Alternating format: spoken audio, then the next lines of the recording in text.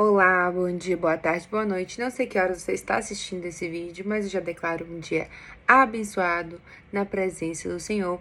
Hoje nós vamos ler o capítulo de número 9. Isso mesmo, estamos lendo Lucas capítulo 9. Estamos quase chegando na metade, mais ou menos ali, quase na metade, e tem sido um tempo maravilhoso. Lembrando que a minha Bíblia é a versão NVI, então já abre a sua Bíblia, já entra em clima aí, já tira todas as distrações que nós vamos ler e ouvir a palavra do Senhor, e espero que Ele fale ao seu coração no dia de hoje. Amém? Então vamos orar? Pai, obrigada, Jesus. Obrigada por mais um dia. Obrigada pela oportunidade de estarmos aqui na Tua presença, Senhor. Nós te agradecemos, Senhor, pelo simples fato de existirmos, de comermos, de falarmos, de ouvirmos, de andarmos, de enxergarmos. E nós te agradecemos, Senhor, porque o Senhor é bom o tempo todo. Pai, nós te pedimos em nome de Jesus que o Senhor fale conosco através dessa leitura de hoje, que o Senhor possa abrir os nossos olhos, que nós possamos enxergar a verdade, que nossos ouvidos possam ouvir a verdade, que o Senhor toque os nossos corações, quebrante os nossos corações, Pai, em nome de Jesus, que nós possamos ter discernimento, aumenta o nosso discernimento, Senhor, aumenta a nossa sabedoria, Pai, e nos ajuda a mantermos firmes na Tua palavra, mantermos firmes em oração, que nós possamos ser disciplinados também contigo, Pai, que nós possamos nos doar, que nós possamos ter corações abertos para Ti, Senhor, para que o Senhor faça a Tua vontade em nossa vida, Pai, em nome de Jesus. Amém. Vamos lá? Vamos. Capítulo 9. Reunindo os 12, Jesus deu-lhes poder e autoridade para expulsar todos os demônios e curar doenças, e os enviou a pregar o reino de Deus e curar os enfermos. Então, Jesus, ele dá esse poder para mim e para você também, de libertarmos, expulsarmos todos os demônios e curar doenças pelo nome dele, pelo nome de Jesus. Continuando. E disse-lhes: não levem nada pelo caminho, nem bordão, nem saco de viagem, nem pão, nem dinheiro, nem túnica extra. Na casa onde vocês entrarem, fiquem ali até partirem. Se não os receberem, sacudam a poeira dos seus pés, quando saírem daquela cidade, como testemunho contra eles. Então, Jesus, ele queria que os discípulos fossem totalmente dependentes dele, não levando nada. Imagina, os discípulos simplesmente não levaria nada, ele iria encontrar a provisão e tudo mais por onde eles passassem. E aqui ele fala que quando alguém rejeitasse a eles, se não os recebessem, era para sacudir a poeira dos pés quando saírem. Então, às vezes nós queremos falar a palavra do Senhor, pregar, queremos que todo mundo seja cristão, claro que nós queremos, mas muitas das vezes nós somos rejeitados. E o Senhor fala aqui, se você falou da palavra do Senhor e você foi rejeitado, então sacuda a poeira dos seus pés e saia. Claro que nós precisamos falar de Jesus. Independente se você vai ser rejeitado ou se você não vai ser rejeitado, nós precisamos falar da palavra do Senhor. Amém? Então vamos lá. 6. Então eles saíram e foram pelos povoados, pregando o evangelho e fazendo curas por toda parte. Herodes, o tetrarca, que significa o governador da quarta parte de uma região, ouviu falar de tudo o que estava acontecendo e ficou perplexo, porque algumas pessoas estavam dizendo que João tinha ressuscitado dos mortos, outros que Elias tinha aparecido, ainda outros que um dos profetas do passado tinha voltado à vida, mas Herodes disse: João eu decapitei. Quem, pois, é este a quem ouço essas coisas? E procurava vê-lo. Então, Herodes aqui, no caso, decapitou João Batista e agora ele queria ver quem que era que fazia todas essas coisas, os milagres e maravilhas, que era Jesus. 10. Ao voltarem, os apóstolos relataram a Jesus o que tinham feito. Então, eles os tomou consigo e retiraram-se para uma cidade chamada Betsaida. Mas as multidões ficaram sabendo e o seguiram. Ele as acolheu e falava-lhes acerca do reino de Deus e curava os que precisavam de cura. Ao fim da tarde, os 12 aproximaram-se dele e disseram: manda embora a multidão para que eles possam ir aos campos vizinhos e aos povoados e encontrarem comida e pousada, porque aqui estamos em um lugar deserto. Ele, porém, respondeu Jesus no caso: deem-lhes vocês algo para comer. Eles disseram: temos apenas 5 pães e 2 peixes, a menos que compremos alimento para toda essa multidão. Estavam ali cerca de 5.000 homens, fora as mulheres e crianças. Mas ele disse aos seus discípulos: façam-nos sentar-se em grupos de 50. Os discípulos assim fizeram, e todos se assentaram, tomando os 5 pães e os 2 peixes, e olhando para o céu, deu graças e o partiu. Então, sempre Jesus dava graça ao Senhor. Então, Jesus deu graça e os partiu. Em seguida, entregou-os aos discípulos que os servissem ao povo. Todos comeram e ficaram satisfeitos, e os discípulos recolheram 12 cestos cheios de pedaços que cobraram. Então, eu já declaro em nome de Jesus que quando o Senhor fizer o milagre na sua vida, ele será a abundância. Eu declaro a abundância do Senhor em sua vida. Eu declaro uma vida financeira próspera, abundante, para que possa transbordar, para que possa ajudar as outras pessoas, que você possa financiar o reino de Deus. Então, eu já declaro em nome de Jesus uma abundância sobrenatural sobre a sua vida. Amém? 18. Certa vez, Jesus estava orando em particular e com ele estavam seus discípulos. Então, lhes perguntou: quem as multidões dizem que sou? Jesus perguntou aos discípulos. Eles responderam: alguns dizem que és João Batista, outros Elias e ainda outros que és um dos profetas do passado que ressuscitou. E vocês, o que dizem? Perguntou. Quem vocês dizem que sou? Pedro respondeu: o Cristo de Deus.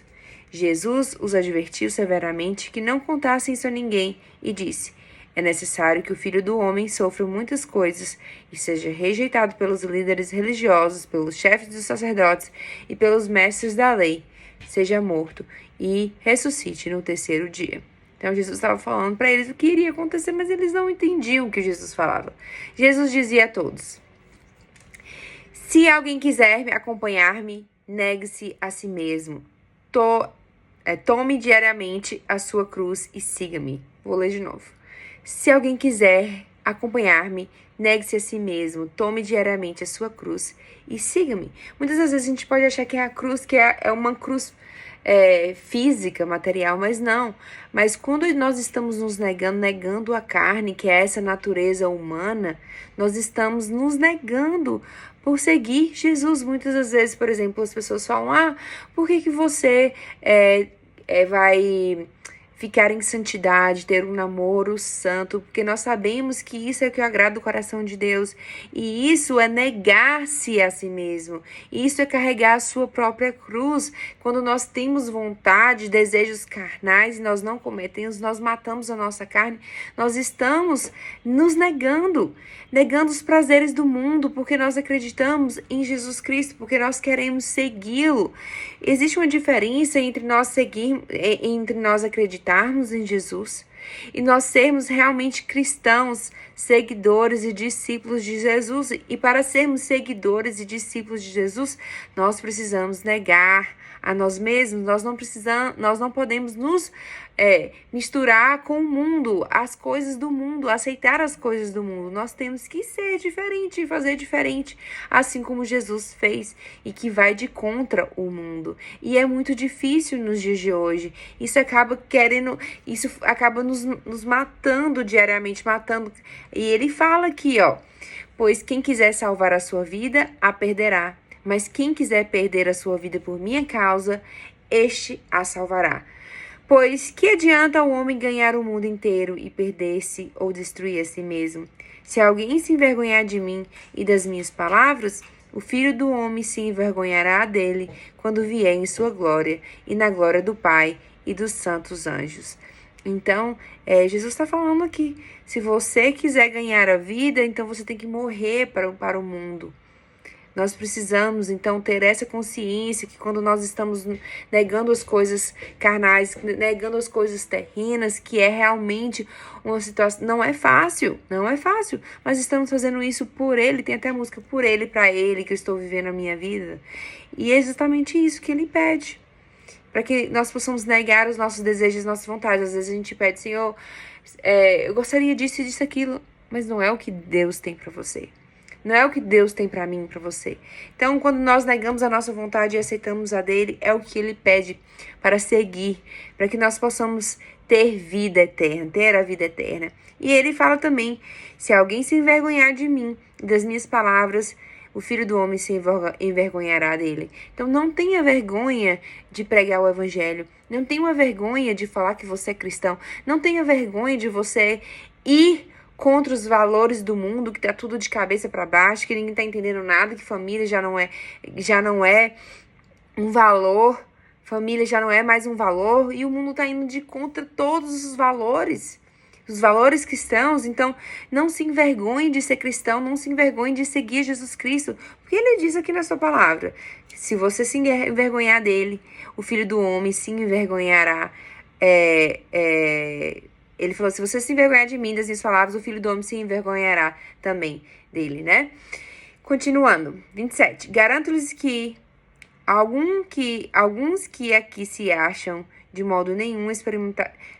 Repetindo, desculpa. 27. Garanto-lhes que alguns que aqui se acham de modo nenhum experimentarão a morte antes de verem o reino de Deus. Aproximadamente 8 dias depois de dizer essas coisas, Jesus tomou consigo a Pedro, João e Tiago e subiu ao monte para orar. Enquanto orava, a aparência de seu rosto se transformou e suas roupas ficaram alvas e resplandecentes como o brilho de um relâmpago. Surgiram 2 homens que começaram a conversar com Jesus. Eram Moisés e Elias. Apareceram em glorioso esplendor e falavam sobre a partida de Jesus que estava para se cumprir em Jerusalém. Pedro e seus companheiros estavam dominados pelo sono. Acordando subitamente, viram a glória de Jesus e os 2 homens que estavam com ele. Quando estes iam se retirando, Pedro disse a Jesus, Mestre, é bom estarmos aqui. Façamos 3 tendas, uma para ti, uma para Moisés e uma para Elias. Ele não sabia o que estava dizendo. Enquanto ele estava falando, uma nuvem apareceu e os envolveu, e eles ficaram com medo ao entrarem na nuvem. Dela saiu uma voz que dizia, Este é o meu filho o escolhido. Ouça-no. Tendo-se ouvido a voz, Jesus ficou só. Os discípulos guardaram isso somente para si. Naqueles dias não contaram a ninguém o que tinham visto. No dia seguinte, quando desceram do monte, uma grande multidão veio ao encontro dele. Um homem da multidão bradou, Mestre, rogo-te que dês atenção ao meu filho, pois é o único que tenho. Um espírito o domina e de repente ele grita, lança-o em convulsões e o faz espumar. Quase nunca o abandona e o está destruindo. Roguei aos teus discípulos que o expulsassem, mas eles não conseguiram. Jesus respondeu, Ó geração incrédula e perversa, até quando estarei com vocês e terei que suportá-los? Traga-me aqui o seu filho. Imagina. Nesse mesmo capítulo, aqui no início, a gente falou que Jesus deu autoridade para expulsar todos os demônios e curar doenças. E aí, quando uma pessoa veio pedir para curar o filho dele, os discípulos não conseguiram porque não tiveram fé o suficiente para fazer aquilo. Então, imagina Jesus o tempo todo provando, o tempo todo falando, o tempo todo ali dizendo, ensinando, repetindo. Provavelmente não deveria ser fácil, né? Se a gente pensar, às vezes a gente se coloca na posição, meu Deus, não sei como é que Deus me aguenta, cada tipo de oração, cada coisa que a gente conversa, que a gente fala, às vezes até os nossos erros e os nossos pecados. A gente fala assim, gente, se fosse Deus, não me aguentaria, não me suportaria, mas o Senhor, Ele é misericordioso e a sua misericórdia renova-se a cada manhã e Ele nos ama com um amor ágape, é um amor que nós não conseguimos mensurar. Então, realmente, Jesus nos amou e nos suportou. Suportou os discípulos, Ele nos ama, Ele realmente faz isso porque Ele ama. Porque imagina, nós somos péssimos, né? E tudo que tem de bom em nós é Ele. Tudo que vem de bom em nós vem dEle. Porque imagina. É isso, somos ruins, e o que vem de bom é dele. Continuando. Quando o menino vinha vindo, o demônio o lançou por terra em convulsão, mas Jesus repreendeu o espírito imundo, curou o menino e o entregou de volta a seu pai. E todos ficaram atônitos ante a grandeza de Deus. Estando todos maravilhados com tudo que Jesus fazia, ele disse a seus discípulos: ouçam atentamente o que vou lhes dizer. O Filho do Homem será traído e entregue nas mãos dos homens. Mas eles não entendiam o que isso significava, era-lhes encoberto para que não o entendesse, e tinham receio de perguntar-lhe a respeito dessa palavra. Então Jesus já vinha falando, já vinha avisando, só que eles não entendiam o que Jesus estava falando, né?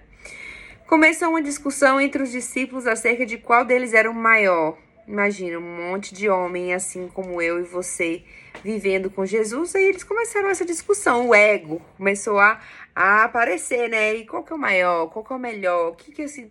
Imagina aí, como que Jesus suportava, era exatamente essa palavra, suportava aquele tanto de homem pecador, e eles foram escolhidos para serem discípulos de Jesus. Então talvez na sua cabeça tá passando assim, por que Jesus me escolheu? Eu sou tão péssima. Os discípulos dele também eram péssimos, e mesmo assim Jesus te escolhe, ele te ama, ele te chama para você segui-lo, para você ser um discípulo dele, amém? Então Jesus, conhecendo os seus pensamentos, tomou uma criança no colo, tomou uma criança e a colocou em pé a seu lado. Então lhes disse: quem recebe essa criança em meu nome está me recebendo, e quem me recebe está recebendo aquele que me enviou, que era Deus, que é o Pai. Pois aquele que entre vocês for o menor, este será o maior. Então, aquela briga de querer ser o maior, de querer ser o mais importante, Jesus fala, não, peraí, no reino dos céus não é assim. No reino dos céus, o menor será o maior, os últimos serão os primeiros, os humilhados serão exaltados. Então, no reino dos céus, a situação é totalmente diferente e oposta do mundo de hoje. 49. Disse João: mestre, vimos um homem expulsando o demônio em teu nome e procuramos impedi-lo porque não era um dos nossos.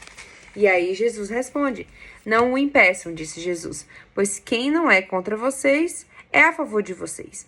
Aproximando-se o tempo em que seria elevado aos céus, Jesus partiu resolutamente em direção a Jerusalém e enviou os mensageiros à sua frente. Indo estes, entraram no povoado samaritano para lhe fazer os preparativos. Mas o povo dali não o recebeu, porque se notava que ele se dirigia para Jerusalém. Ao verem isso, os discípulos Tiago e João perguntaram: Senhor, queres que façamos cair fogo do céu para destruí-los? Mas Jesus, voltando-se, os repreendeu, dizendo: vocês não sabem de que espécie de espírito vocês são, pois o Filho do Homem não veio para destruir a vida dos homens, mas para salvá-los. E foram para o outro povoado. Quando andavam pelo caminho, um homem lhe disse: eu te seguirei por onde quer que fores. Jesus respondeu: as raposas têm suas tocas e as aves do céu têm seus ninhos, mas o Filho do Homem não tem onde repousar a cabeça. A outro disse: siga-me. Mas o homem respondeu: Senhor, deixe-me ir primeiro sepultar o meu pai. Jesus disse-lhe: deixe que os mortos sepultem os seus próprios mortos. Você, porém, vai e proclame o reino de Deus. Ainda outro disse: vou seguir-te, Senhor, mas deixe-me primeiro voltar a despedir da minha família. Jesus respondeu: ninguém que põe a mão no arado e olha para trás é apto para o reino de Deus. Então, muitas das vezes aqui fala de quão difícil é seguir Jesus. Que às vezes a gente acha, não, peraí, deixa eu fazer isso. Então, não, peraí, eu vou aproveitar essa coisa aqui do mundo. Eu quero seguir Jesus, mas eu ainda quero ir pra festa, ir pra balada, me relacionar com pessoas que não são do propósito do Senhor. Não, mesmo assim eu vou estar num relacionamento do jogo desigual. Não, tá tudo bem, é só isso aqui, ou é só essa parte. E acaba abrindo exceções, abrindo brechas. Mas aqui na palavra fala. Aqui na palavra fala, realmente não é fácil seguir Jesus. E ele fala, ó, ninguém põe a mão no arado e olha para trás, é apto para o reino de Deus. Então, se você quer seguir Jesus, Tenha coragem, já declaro em nome de Jesus uma força, seja forte e corajoso, porque Ele nos sustenta. Não existe nada melhor do que andar sobre um direcionamento de Deus, andando sobre a palavra de Deus, porque nós sabemos que se Ele falou, se Ele disse, Ele te garante, Ele te protege, Ele te guarda, porque você é filho dele, você está sendo obediente a Ele. Então, vamos seguir Jesus, porque Ele promete uma vida eterna. Não coisas aqui terrenas, mas Ele promete a eternidade lá no céu e o nosso galardão. Amém? Então que você seja forte e corajoso, que você não se envergonhe dele, porque ele é fiel, ele nos ama e ele luta por nós, ele é o Senhor dos Exércitos, ele é o princípio, ele é o fim, ele é o alfa, ele é o ômega, ele é tudo. É o Senhor dos senhores, é o rei de todos os reis. Amém? Então Deus te abençoe e amanhã eu te vejo no capítulo 10. Tchau, tchau.